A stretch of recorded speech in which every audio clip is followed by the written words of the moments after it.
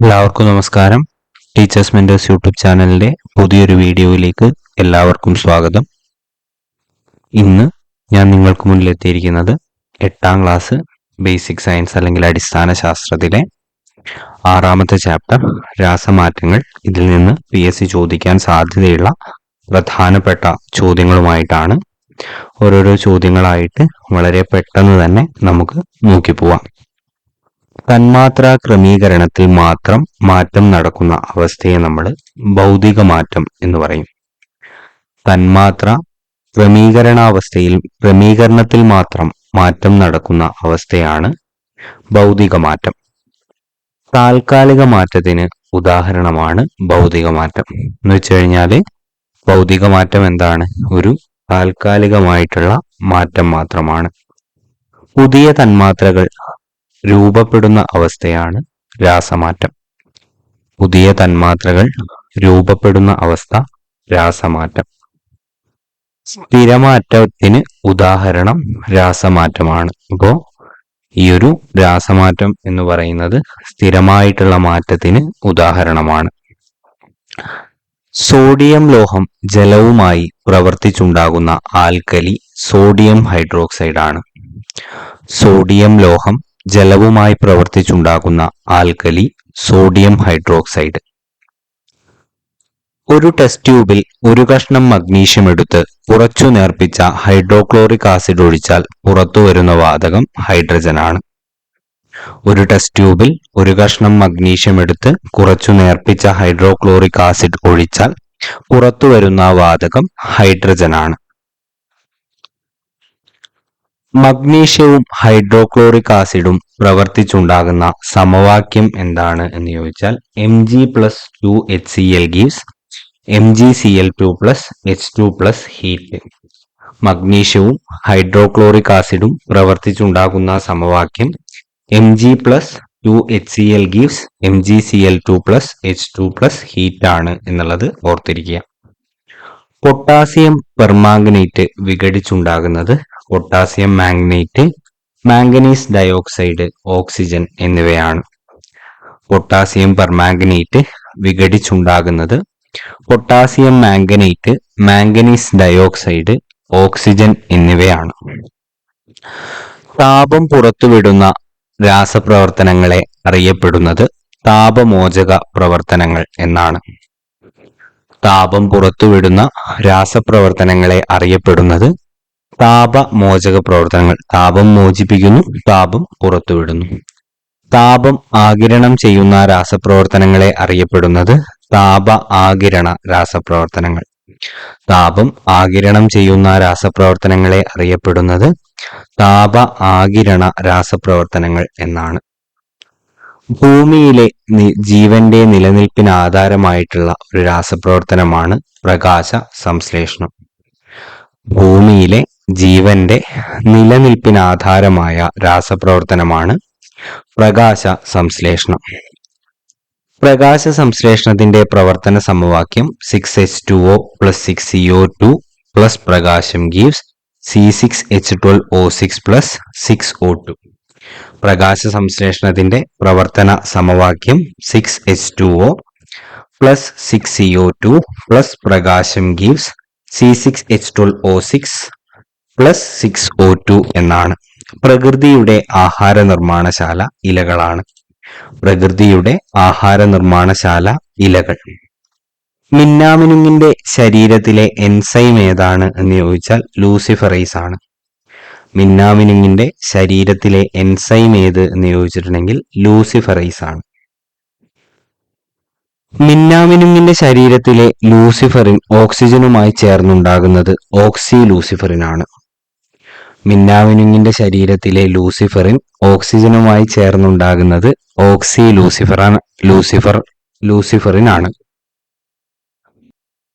മിന്നാമിനുങ്ങിൽ പ്രകാശോർജം ഉത്സർജിക്കപ്പെടുന്ന പ്രതിഭാസമാണ് ബയോലൂമിനസെൻസ്. മിന്നാമിനുങ്ങിൽ പ്രകാശോർജം ഉത്സർജിക്കപ്പെടുന്ന പ്രതിഭാസം ബയോലൂമിനസെൻസ് ആണ്. പ്രകാശോർജം ആഗിരണം ചെയ്യുകയോ പുറത്തുവിടുകയോ ചെയ്യുന്ന രാസപ്രവർത്തനങ്ങൾ അറിയപ്പെടുന്നത് പ്രകാശ രാസപ്രവർത്തനം എന്നാണ്. പ്രകാശോർജം ആഗിരണം ചെയ്യുകയോ പുറത്തുവിടുകയോ ചെയ്യുന്ന രാസപ്രവർത്തനങ്ങൾ അറിയപ്പെടുന്നത് പ്രകാശ രാസപ്രവർത്തനം എന്നാണ്. വൈദ്യുതി കടന്നു പോകുമ്പോൾ രാസമാറ്റത്തിന് വിധേയമാകുന്ന പദാർത്ഥങ്ങളാണ് ഇലക്ട്രോലൈറ്റുകൾ. വൈദ്യുതി കടന്നു പോകുമ്പോൾ രാസമാറ്റത്തിന് വിധേയമാകുന്ന പദാർത്ഥങ്ങളെ നമ്മൾ ഇലക്ട്രോലൈറ്റുകൾ എന്ന് പറയാറുണ്ട്. ഇലക്ട്രോലൈറ്റുകൾക്ക് ഉദാഹരണങ്ങൾ sodium chloride, copper sulphate, silver nitrate തുടങ്ങിയവയാണ്. ഇലക്ട്രോലൈറ്റുകൾക്ക് ഉദാഹരണം silver nitrate, copper sulphate, sodium chloride എന്നിവയൊക്കെയാണ്. ആസിഡുകൾ, ആൽക്കലികൾ, ലവണങ്ങൾ തുടങ്ങിയവയെല്ലാം ഉരുകിയ അവസ്ഥയിലും ജലീയ ലായനികളിലും എന്തായി കാണപ്പെടുന്നു എന്ന് ചോദിച്ചിട്ടുണ്ടെങ്കിൽ ഇലക്ട്രോലൈറ്റുകളായിട്ടാണ് കാണപ്പെടുക. ആസിഡുകൾ, ആൽക്കലികൾ, ലവണങ്ങൾ തുടങ്ങിയവയെല്ലാം ഉരുകിയ അവസ്ഥയിലും ജലീയ ലായനികളിലും എന്തായി കാണപ്പെടുന്നു എന്ന് ചോദിച്ചിട്ടുണ്ടെങ്കിൽ ഇലക്ട്രോലൈറ്റ് ആയിട്ടാണ് കാണപ്പെടുക. ലൈറ്റുകളിലേക്ക് വൈദ്യുതി കടത്തിവിടുന്ന ബാറ്ററിയുടെ ധ്രുവങ്ങളുമായി ബന്ധിപ്പിച്ച ദണ്ഡുകൾ അറിയപ്പെടുന്നത് ഇലക്ട്രോഡ് എന്നാണ്.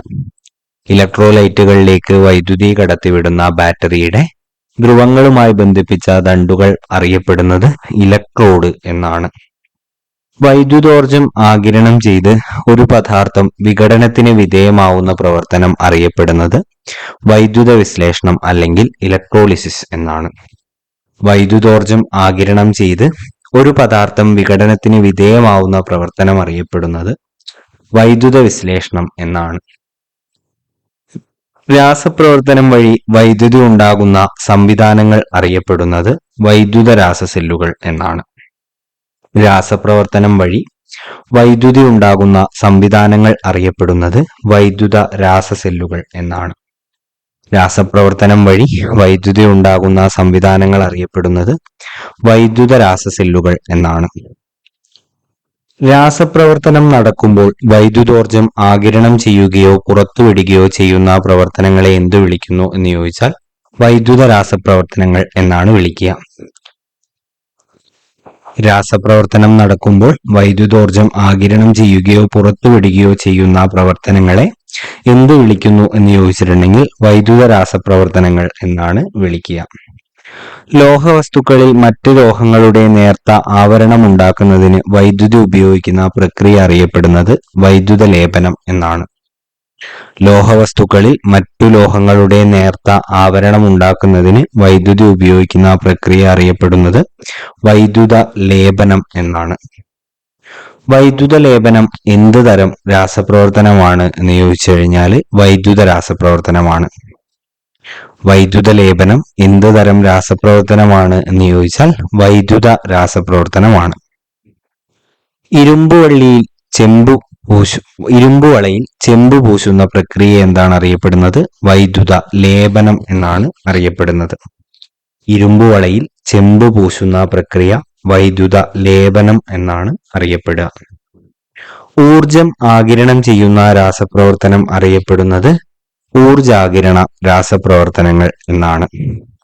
ഊർജം ആഗിരണം ചെയ്യുന്ന രാസപ്രവർത്തനം അറിയപ്പെടുന്നത് ഊർജാകിരണ രാസപ്രവർത്തനം എന്നാണ്.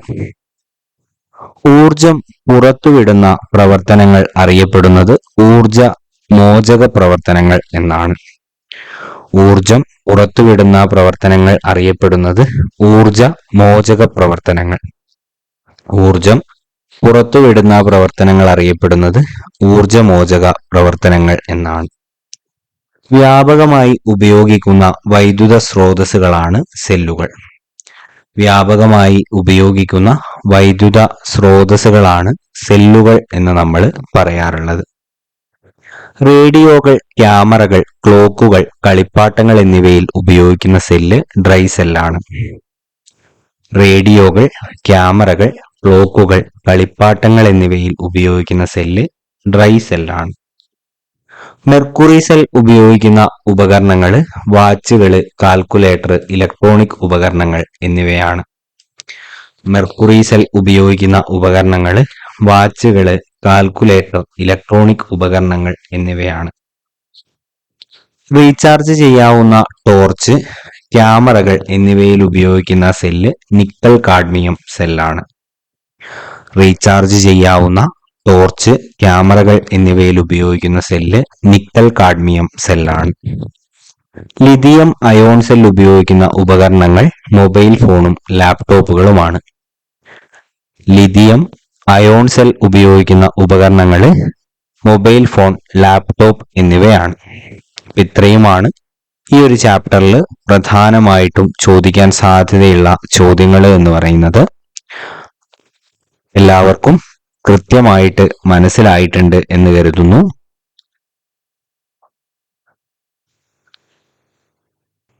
നിങ്ങൾക്ക് ഈ ഒരു വീഡിയോ ഉപകാരപ്പെട്ടു എന്ന് തോന്നിയിട്ടുണ്ടെങ്കിൽ ചാനൽ സബ്സ്ക്രൈബ് ചെയ്യുക, വീഡിയോ ലൈക്ക് ചെയ്യുക, നിങ്ങളുടെ അഭിപ്രായങ്ങൾ കമന്റ് ബോക്സിൽ രേഖപ്പെടുത്തുക. അടുത്ത ഒരു വീഡിയോവുമായിട്ട് വരുന്നത് വരെ thank you and have A nice day.